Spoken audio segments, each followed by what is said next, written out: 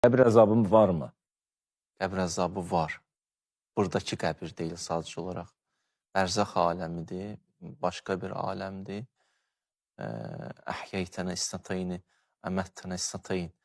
Sən bizi 2 dəfə öldürdün, 2 dəfə diriltdin.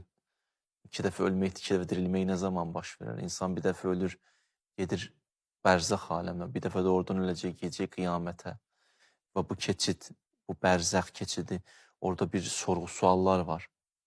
Bir qəbrin vəhşəti, çətinliyi var. Qəbrin vəhşəti, çətinliyi var. Bir də sorğu-suallar var. O sorğu-suallara baxırsan, sadə suallardır, amma dərin suallardır.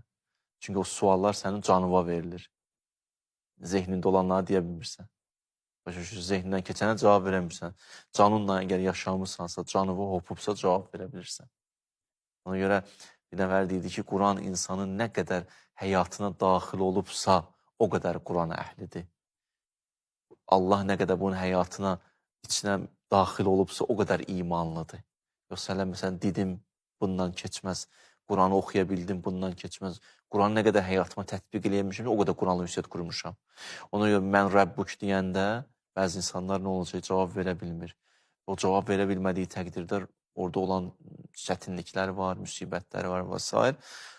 Bunlar dinimizin bizə izah elədiyi mövzulardır ki, yəni hədislər çoxdur bu mövzular haqqında.